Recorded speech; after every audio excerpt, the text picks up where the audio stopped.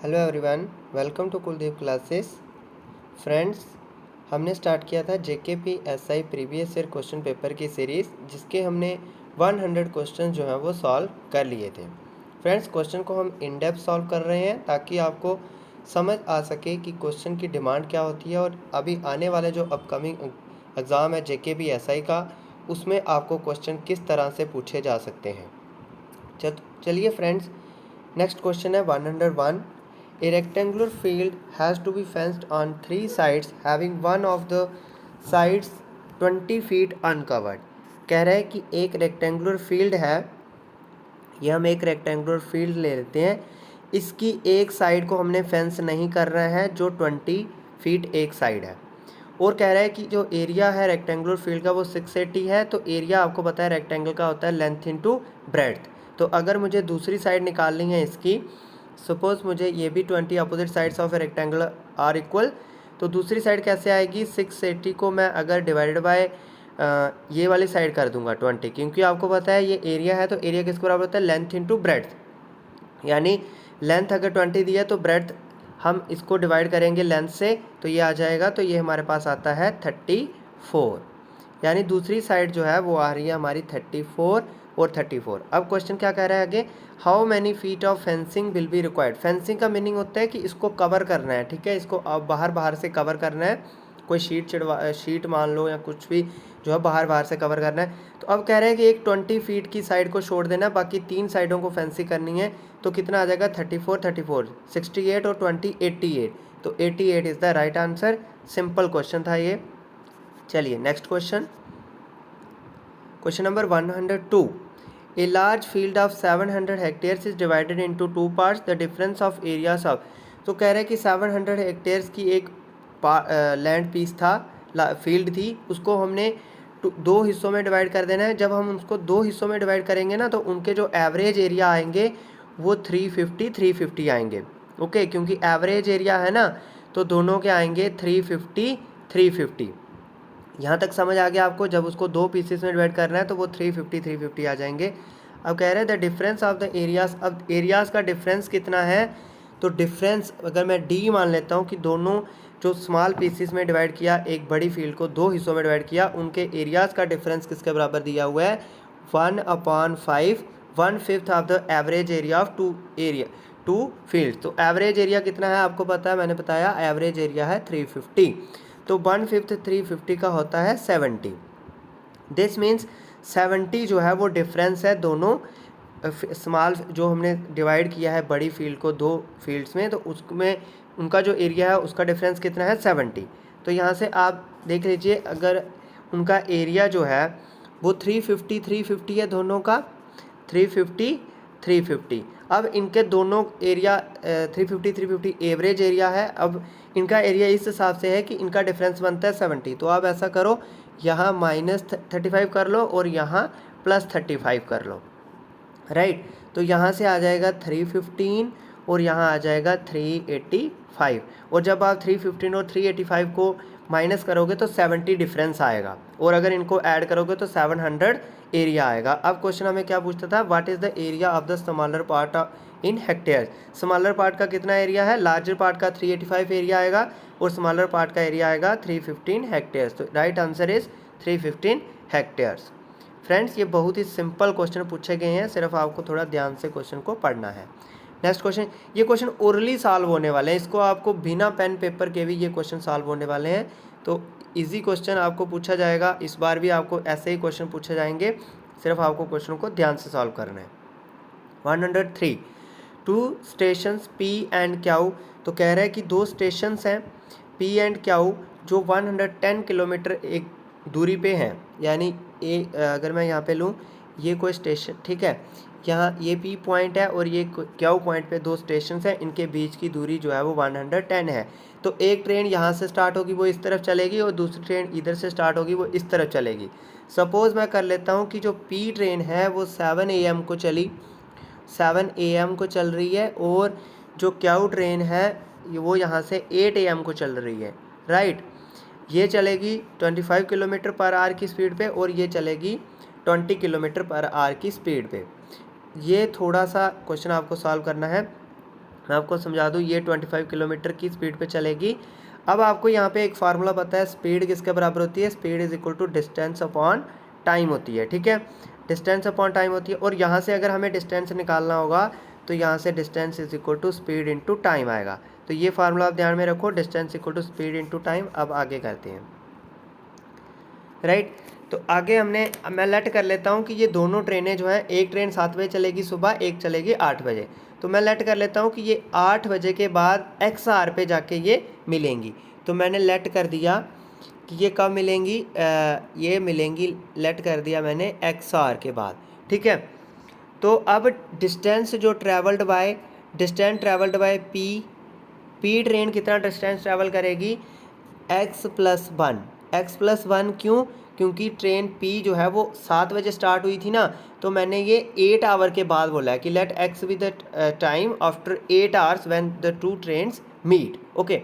तो 8 AM के बाद में लिया है ना मैंने x, तो पहली वाली ट्रेन जो p है वो 7 बजे चली थी, तो इसलिए 1 मैंने इसमें ऐड कर लिया। और इसकी स्पीड कितनी है पी ट्रेन की, पी स्पीड की ट्रेन है, स्पीड है पी ट्रेन की 20।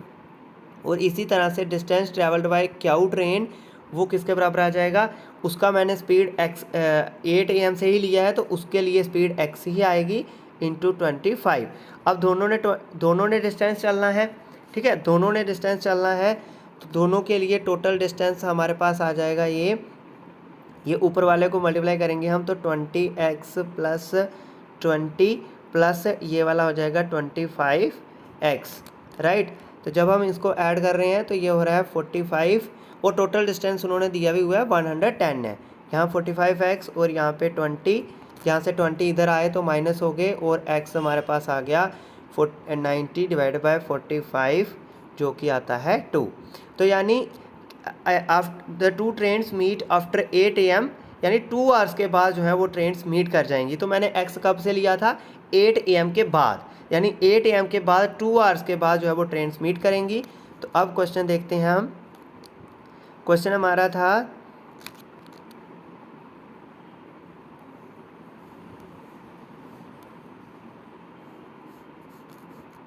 कि दोनों ट्रेन्स जो हैं वो 8 AM से लिए, 8 AM से 2 आवर बाद मिलेगी, तो इसका राइट आंसर आ जाएगा हमारा ए पार्ट, यानी 10 AM पे फिर दोनों ट्रेनें जो हैं वो मिलेंगी, राइट, क्योंकि 2 आवर्स के बाद मिलेंगी, तो ये आ जाएगा 10 AM। तो right answer is the 10 AM, right. Next question, Rahul went to a shop and bought things worth of ₹25, out of 30 पैसे went on sales tax on taxable purchase. तो 30 पैसे जो हैं वो टैक्स पे जा रहे हैं। The tax rate was 6%, tax rate जो है वो 6% है। यहाँ पे मैं ना सिर्फ पहले ए पार्ट चेक कर लेता हूँ, 5 ही चेक कर लेते हैं। तो 6% ऑफ 5 कितना होता है, क्योंकि 5 रुपीज़, अब कह रहा है कि कितने पैसे लगेंगे, 6% टैक्स है, ठीक है, तो कितने पैसे लगेंगे, तो मैं 5 का ले लेता हूँ।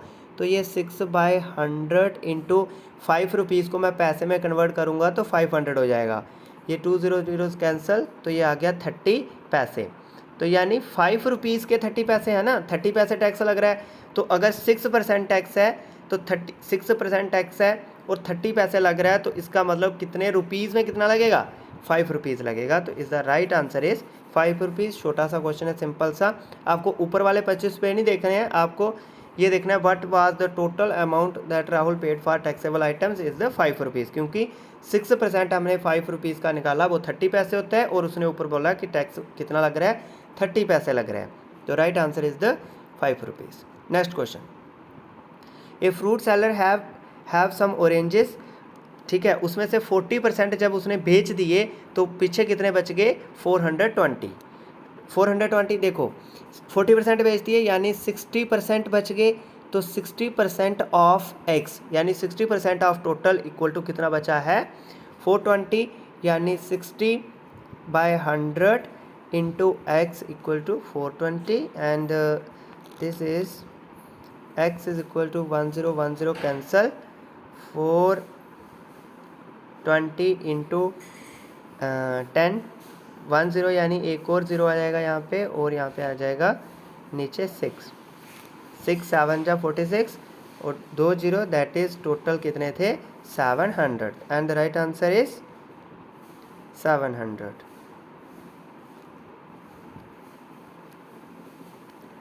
Right answer is 700.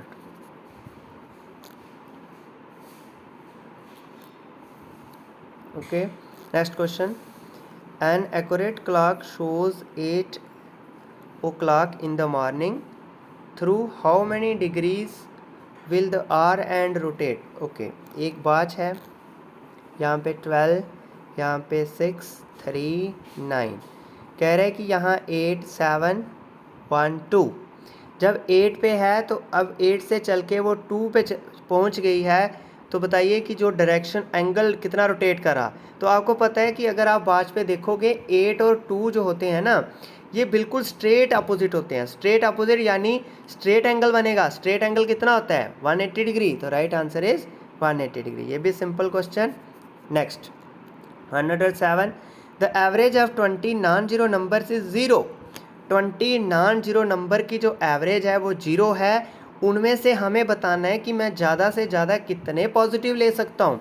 तो देखो, अगर मैं 19 नंबर जो है, अगर मैं 19 नंबर +1 ले लूँ तो ये 19 आएगा। 19 नंबर मैंने +1 लिए और 1 नंबर मैंने -19 लिया, राइट। तो ये -19 आएगा। अब ये दोनों 20 नंबर है, 19 +1 है और 1 जो है वो -19 है। इनको मैंने ऐड करा तो एवरेज आपको पता है कितनी आएगी? 0.20 और दैट इज़ 0। तो यानी ज़्यादा से ज़्यादा हम पॉजिटिव नंबर कितने ले सकते हैं? 19 ले सकते हैं। तो right answer is 19। Simple question. Next question 108, angle of elevation of 5 metre long ladder leaning against a wall. तो मैं सपोज कर लेता हूँ ये एक वॉल है, तो इसके अगेंस्ट एक लैडर जो है वो लगाई गई है, जो एंगल बना रही है 45 degree and the foot of the ladder is 3 metre away from the wall. ये जो लैडर का फुट है वो 3 metre away from the wall है। ये एंगल 45 डिग्री है और and the foot of the ladder is 3 metre away from the wall. The height of the wall up to the point where the ladder is resting.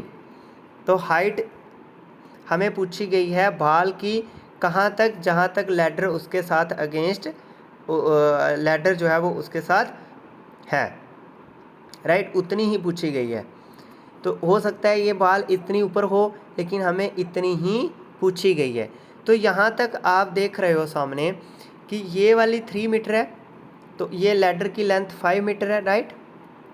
अब आपको इस question को देख के कन्फ्यूज़न इसलिए होगी क्योंकि ये क्वेश्चन दो तरीक़ों से निकलता है।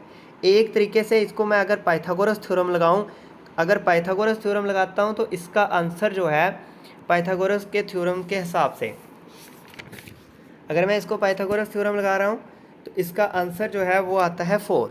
ये वाली साइड आती है 4 अगर मैं पाइथागोरस थ्योरम लगाता हूँ, ठीक है।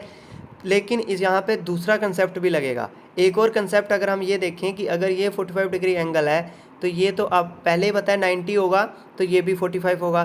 तो हमें ये भी पता है कि अगर अपोजिट एंगल्स इक्वल हों तो उनके अपोजिट साइडें भी इक्वल होंगी। यानी अगर ये 45 है तो इसके सामने वाली साइड ये, और ये भी 45 होगा तो इसके सामने वाली साइड ये। अगर दो अपोजिट एंगल बराबर हैं तो उनके अपोजिट साइडें भी बराबर होती हैं, ये भी हमें थ्योरम पता है। तो इसके अगर हम ये वाली थ्योरम देखें तो फिर ये वाली साइड 3 मीटर आएगी। तो यहाँ से आप ये क्वेश्चन को ध्यान से देख सकते हो कि अगर मैं इसको 3 मीटर लिखता हूँ तो फिर ये 5 मीटर नहीं आती है। तो आपको ये ध्यान रखना है कि ये 3 से ज़्यादा भी हो सकती है, ये वाली साइड जो है वो 3 से ज़्यादा भी हो सकती है। लेकिन उसने हमें ये बोला है सिर्फ कि हमें जहाँ तक जो है लैडर उसके साथ लगाई गई है वहाँ तक ही हमें फाइंड करनी है। तो इसका आंसर जो है वो, अगर मैंने समझा ही दिया दोनों तरीके। अगर मैं पाइथागोरस थ्योरम लगाता हूँ तो 4 आएगा, और अगर मैं इसको ये वाली थ्योरम लगाता हूँ कि ये वाला एंगल भी 45 डिग्री, ये वाला एंगल भी 45 डिग्री, तो एंगल के अपोजिट वाली साइड और इस एंगल के अपोजिट वाली साइड भी इक्वल होंगी क्योंकि एंगल इक्वल है, राइट। अब ये एग्जामिनर के ऊपर होता है कि एग्जामिनर इसका कौन सा आंसर रखता है। ऐसे क्वेश्चन लगभग आप कोई भी एग्ज़ाम देते हो, जैसे अगर आप यूपीएससी सीएससी के एग्ज़ाम देते हो या कोई भी एग्ज़ाम देते हो, तो लगभग 1 से 2 क्वेश्चन जो है वो एग्जामिनर ने जानबूझ के डाला होता है जिसमें बच्चे जो है वो कंफ्यूज हों। तो मैंने दोनों तरीक़ों से इसका आंसर बता दिया आपको। तो ये एग्जामिनर पे डिपेंड रहेगा कि इसका क्या आंसर जो है वो एग्जामिनर रखता है। Okay, next question 109, P is able to do a piece of work in 15 days। तो एक P कोई आदमी है जो एक काम को 15 डेज लगाता है, तो वो 1 डे में P जो है वो 1 डे में कितना वर्क करेगा, 1 डे में करेगा total work W divide by 15। ठीक है, P जो है वो 1 डे में वर्क कितना करेगा, W डिवाइड बाई 15। और Q जो है वो उसी सेम वर्क को 20 डेज में करता है, यानी Q जो है वो 1 डे में कितना वर्क करेगा, W बाई 20। अब P जो है वो 1 डे में इतना काम कर रहा है और W जो है वो 1 डे में इतना काम कर रहा है। अब ये दोनों जो हैं 1 डे में कितना काम करेंगे, तो 1 डे में दोनों जो है वो काम कर लेंगे। मैं इसको कर लेता हूँ 4W प्लस इसको मैं कर लेता हूँ 3W डिवाइड बाई 60 हो जाएगा अब, और ये हो जाएगा 7W डिवाइड बाई 60। तो इतना वर्क जो है वो दोनों जो है वो एक दिन में कर रहे हैं। अब हमें 4 डे में पूछा गया है, तो 7W डिवाइड बाई 60 इंटू जब मैंने 4 किया तो ये हो जाएगा 7W डिवाइड बाई 15। इतना वर्क जो है वो 4 डेज में कर रहे हैं। अब हमें क्वेश्चन में पूछा गया कि बचा कितना, तो बचा कितना 15 है ना टोटल, तो 8/15 बच गया, 7/15 है ना, तो 7/15 टोटल कितना है 15, टोटल 15 वर्क हो गया यहाँ पे। तो बचा कितना, कितना हिस्सा बचा है फ्रैक्शन का, 8/15 बचा है, क्योंकि 15 माइनस 8 होता है 7, तो 7 इधर है, 7 हिस्से काम हो गया है। कितने हिस्से बचा है, 8 हिस्से बचा है, तो 8/15 वर्क जो है वो बचा है। तो इसका राइट आंसर जो है, देखो फ्रेंड्स ये भी ओरल, ये क्वेश्चन ओरल सॉल्व होने वाले हैं, ये क्वेश्चन ओरल भी सॉल्व हो जाएंगे क्योंकि इजी क्वेश्चंस हैं।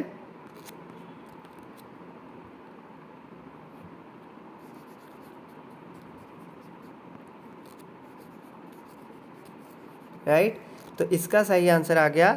हमारे पास कितना वर्क बचा है, 8/15 वर्क जो है वो बचा है। नेक्स्ट क्वेश्चन 110, चलिए लास्ट क्वेश्चन मैथमेटिक्स सेक्शन का 110, the sum of the present ages of son and father is 40 years. देखो फ्रेंड्स इस क्वेश्चन को मैं ओरल सॉल्व कर लूँगा, लेकिन अगर आप इस क्वेश्चन को रिटन सॉल्व करना चाहते हो तो आप रिटन भी कर सकते हो। इजी क्वेश्चन है, ये 10th लेवल का क्वेश्चन है, 8th में भी होता है, 9th में भी होता है।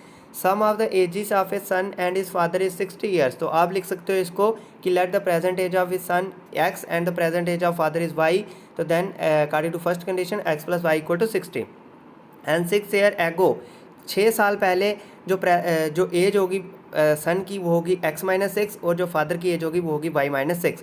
अब अकॉर्डिंग टू कंडीशन क्या कहती है कि x minus 6 equal to 5 times y की सन फादर की एज जो है, यानी y minus 6 equal to 5 times the x minus 6। इसको सॉल्व कर लेना, y की वैल्यू निकाल लेनी है, y की वैल्यू निकाल के फर्स्ट कंडीशन में पुट करनी है। तो फर्स्ट कंडीशन में जब आप वैल्यू पुट करोगे y की, तो आंसर आपके पास आ जाएगा x is equal to 14। Okay, x 14 आ जाएगा, यानी प्रेजेंट एज x की 14 आ जाएगी, और 6 ईयर बाद पूछी गई है तो वो हो जाएगी 20। ओके, ये मैंने आपको बता दिया कि रिटर्न में आप कैसे कर सकते हो, आपको एग्जाम में शार्ट करना होता है, वो आप तय कर सकते हैं आपको कैसे करना है। राइट, अगर मैं यहाँ से आपको ओरल क्वेश्चन समझाता हूँ, तो कह रहा है कि 6 ईयर्स पहले, तो 60 ईयर्स उसकी प्रेजेंट एजेस का सम 60 है, तो 6 ईयर पहले यानी 6 ईयर दोनों की 6 कम हुई होगी, फादर की भी और बेटे की, तो 60 से 12 निकाल दीजिए, 48 बचा, 48 बच गया। अब हमारे पास बच गया सम 48। अब 6 ईयर्स पहले की बात क्या कही है कि उसने कि जो बेटे की एज है, फादर की एज है, वो इक्वल टू है 5 times the age of his son. तो अगर मैं सन की एज 8 ले लेता हूँ, तो 8 5 से कितने होते हैं आपको पता है, 40। ठीक है, तो सन की एज मैं ले लेता हूँ 8, और फिर फादर की एज कितनी बन जाएगी, 5 टाइम्स 8 इज इक्वल टू 40। तो आपने इसको प्लस किया 48, यानी 6 ईयर्स एगो उनकी सम एजिस का सम जो है वो 48 था, तो हमारा भी 48 था। इसका मतलब सन की एज जो 6 ईयर है पहले वो 8 थी, और फादर की एज 6 ईयर पहले 40 थी। तो इसी में आप 6 से ऐड कर दीजिए, तो इसकी प्रेजेंट एज हो जाएगी 14, इसकी प्रेजेंट एज हो जाएगी, तो सन की प्रेजेंट एज हो जाएगी 14। ठीक है, हमें सन की ही चाहिए, तो सन की प्रेजेंट एज 14, तो आफ्टर 6 ईयर्स कितनी हो जाएगी 20। तो इस क्वेश्चन को आप ओरल भी सॉल्व कर सकते हो, वो आपके ऊपर रहेगा कि आपने कितनी रिवीजन की है। जब जितनी ज़्यादा रिवीजन करोगे उतने क्वेश्चन जो है वो ओरली सॉल्व हो जाते हैं। Right, next question, the 2020 summer Olympic will be held. तो फ्रेंड्स ये अभी अभी आपको पता है ओलंपिक हुआ है, लेकिन ये पेपर जो है वो 2018 में हुआ है, ठीक है। तो तब ये होना था, तो कोविड की वजह से ये 2020 में ना हो करके 2021 में हुआ है, लेकिन इसको 2020 समर ओलंपिक ही नाम इसका यही था, क्योंकि ये आगे पोस्टपोन हुआ था। तो ये कहाँ पे हुआ है? टोक्यो में। टोक्यो जो है वो कैपिटल है जापान की। Okay, Tokyo is the capital of Japan. तो next question, the Zojila tunnel plan to be constructed under the Zojila pass. तो जब ये 2018 में पेपर हुआ था, तब जो है इसका काम जो है वो प्लान किया जा रहा था, यानी शुरू हो रहा था, लेकिन अब जो है एट ए प्रेजेंट अगर हम कहें तो ये टनल जो है वो बन के तैयार हो चुका है, और ये Asia's longest by directional tunnel है। ये क्वेश्चन फ्रेंड्स अभी भी पूछा जा सकता है, अभी आने वाले अपकमिंग एग्ज़ाम में भी ये क्वेश्चन जो है वो पूछा जा सकता है। एक ये वाला टनल है, और एक वो जो हमारा सबसे हाईएस्ट टनल बना है रेलवे लाइन का, जो रेलवे लाइन हमारी जम्मू की कश्मीर के साथ जोड़ी जा रही है, तो उसका जो सबसे बड़ा हाईएस्ट टनल बना रेलवे ब्रिज बना है, उसके ऊपर भी क्वेश्चन आ सकता है। और ये Asia longest by directional tunnel का क्वेश्चन अपकमिंग एग्जाम में भी आपको आ सकता है, राइट। जोजिला पास जो है ये वो पास है जो कश्मीर यूटी, जम्मू कश्मीर यूटी को लद्दाख यूटी के साथ जोड़ता है, राइट। उसको हम जोजिला पास बोलते हैं। Next, with which support A Saikhom Mirabai Chanu associated. तो साइखोम मीराबाई चानू जो है वो किस स्पोर्ट के साथ एसोसिएटेड है? ये क्वेश्चन बहुत इंपॉर्टेंट है, क्योंकि अभी जो ओलंपिक हुए हैं इसमें भी जो है वो इन्होंने भाग लिया है। तो ये जो है वो वेट लिफ्टिंग में स्पोर्ट से एसोसिएटेड है, इन्होंने अभी ओलंपिक में भी भाग लिया है, तो ये बहुत इंपॉर्टेंट है, राइट। 114 ये हरियाणा की हैं। Who captured the Indian team during the, who captured यानी इंडियन टीम का वुमेन क्रिकेट वर्ल्ड कप 2017 को जो हुआ, उनमें कैप्टन कौन थी? तो इनकी कैप्टन थी मिथाली दोराईराज, राइट। ये स्पोर्ट्स का क्वेश्चन है, 2017 में ये वर्ल्ड कप हुआ, तो 2018 में एग्जाम हुआ, तो ये क्वेश्चन बनता ही है, right. Next question number 15, Kailash Satyarthi who was awarded, जिनको नोबेल प्राइज़ मिला 2014 में, वो उन्होंने किस फील्ड में काम किया था? तो उन्होंने काम किया था चाइल्ड राइट्स में। ओके, उन्होंने काम किया था चाइल्ड राइट्स में। Question number 116, the national health protection scheme जो अनाउंस्ड की गई by the finance minister during the presentation of the budget for the fiscal year 2018-19। तो ये 2018 में पेपर हुआ है कंडक्ट, तो 2018-19 के क्वेश्चन जो हैं वो करंट अफेयर से क्वेश्चन जो है वो पूछा गया है। तो इस स्कीम के अंडर जो है वो क्या देने के, स्कीम के अंडर क्या देने के फाइनेंस क्या दिया गया था? Provide a 5 lakh insurance cover to 10 crore economically vulnerable families. ये अभी भी स्कीम जो है वो लागू है। 5 लाख रुपए का इंश्योरेंस जो है वो किसी भी मेडिकल फैसिलिटी में किसी भी सिटीजन को जो है वो मिल सकता है, जिसके पास कार्ड वगैरह होंगे, ठीक है। तो ये स्कीम अभी भी लागू है, तो ये स्कीम तभी लागू हुई थी, तो ये इंपॉर्टेंट क्वेश्चन है। Next question, the National Institute of Mental Health and Neurosciences is located. ये मोस्ट इंपॉर्टेंट क्वेश्चन है कि National Institute of Mental Health and Neurosciences कहाँ पे लोकेटेड है? बेंगलुरु में, right. Which of the following is not correct with respect to Kalhana Rajatarangini. Friends, ये काल्हाना राजतरंगिणी जो book है, ये जम्मू कश्मीर की हिस्ट्री की बुक है, ये मोस्ट इंपॉर्टेंट बुक है। इस बुक के रिलेटेड कोई ना कोई क्वेश्चन जो है वो हर एग्ज़ाम में पूछा जाता है। तो आइए इस बुक्स के बारे में थोड़े से पॉइंट दिए गए हैं, हमने चेक करना है कि कौन सा सही है कौन सा गलत है। The subject of the book deals with various dynasties that ruled Kashmir. तो ये वाली स्टेटमेंट सही है कि इस बुक में बड़ी सारी डायनेस्टीज जिन्होंने रूल किया कश्मीर के ऊपर, उनके बारे में हमें पता चलता है। The book was written in the 15th century. ये वाली स्टेटमेंट गलत है, क्योंकि ये 12th सेंचुरी में लिखी गई थी। ये 12th सेंचुरी में संस्कृत में लिखी गई। It was written in Sanskrit. ये वाली स्टेटमेंट ठीक है, संस्कृत में लिखी गई। It is an invaluable source of information about early Kashmir, यानी अर्लीस्ट कश्मीर के बारे में जानने का ये एक बहुत ही इनवैल्यूएबल का मीनिंग होता है प्राइजलेस, यानी जिसकी कोई मूल्य नहीं डाल सकते। हम ये नहीं कह सकते, मतलब जिसका कोई मूल्य ना हो वो क्या चीज़ होती है, यानी जो बहुत कीमती चीज़ हो उसको हम कहते हैं इसका कोई मूल्य नहीं है। इतनी कीमती है। तो ये कश्मीर वैली के लिए इंफॉर्मेशन का इनवैल्यूएबल सोर्स है। ये भी स्टेटमेंट सही है। तो कौन सी स्टेटमेंट गलत है कि ये 15th सेंचुरी में लिखी गई? ये 15th सेंचुरी में नहीं लिखी गई, ये 12th सेंचुरी में संस्कृत में लिखी गई। तो इसका राइट आंसर हो गया, हमें नॉट करेक्ट बोला था। तो इसका जो राइट आंसर बनेगा वो आएगा कि ये बुक जो है वो रिटर्न लिखी गई 15th सेंचुरी में, ये गलत है। Okay, consider the following statement about bitcoin. Bitcoin क्या है? Bitcoin is a cryptocurrency, right. It is the first decentralised digital currency, right. The system works as peer to peer network called the blockchain, ये भी statement सही है। तो ये question अभी भी बार बार न्यूज़ में रह रहा है ये टॉपिक, ठीक है, क्योंकि ज़्यादा से ज़्यादा हमारी गवर्नमेंट के प्रयास हैं कि डिजिटल करेंसी का ज़्यादा से ज़्यादा यूज़ हो। तो इसीलिए इसके रिलेटेड जो है वो ये इकॉनमी का क्वेश्चन है, इसके रिलेटेड जो है वो न्यूज़ में चलता रहता है। तो इस क्वेश्चन का राइट आंसर बनता है डी पार्ट, की तीनों पार्ट जो है वो सही हैं। सुल्तान जैन उल अब्दीन जिन्होंने रूल किया कश्मीर पे ड्यूरिंग द 15th सेंचुरी, ये जम्मू कश्मीर की हिस्ट्री का क्वेश्चन है।